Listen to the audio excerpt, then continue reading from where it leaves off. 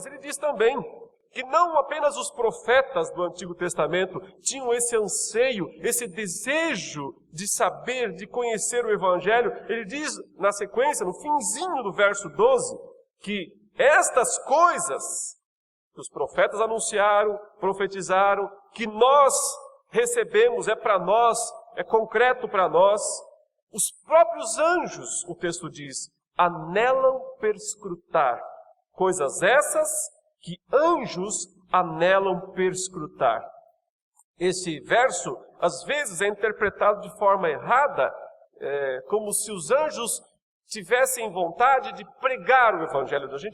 Eu já vi interpretações assim, pregações assim, inclusive. Olha, irmãos, vocês têm que pregar o Evangelho porque os anjos queriam pregar o Evangelho no lugar de vocês e vocês não querem pregar.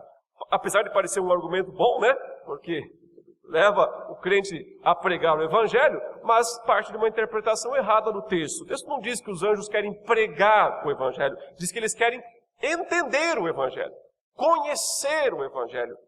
Perscrutar quer dizer fazer pesquisa. Os anjos são pesquisadores, o texto diz aqui.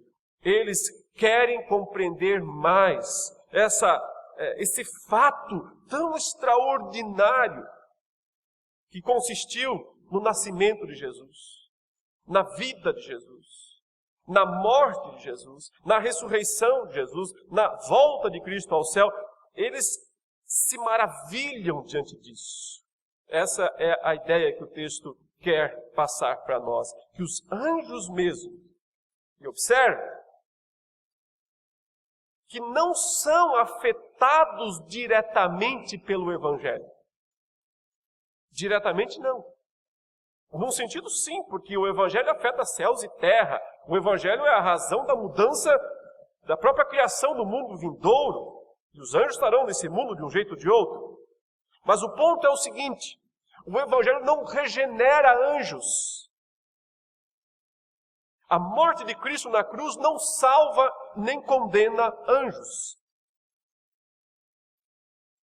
E mesmo assim, eles são tão interessados nisso. Então a ideia aqui é o seguinte: se eles, que não são objetivamente, diretamente regenerados, impactados pelo Evangelho, são tão interessados no Evangelho, que dirá nós, o que devíamos ser, que somos diretamente, frontalmente impactados, salvos, regenerados pelo Evangelho. O argumento é esse. Nós devíamos admirar muito mais, então, o Evangelho do que eles mesmos admiram. Nós deveríamos pesquisar, perscrutar muito mais o Evangelho do que os próprios anjos já fazem.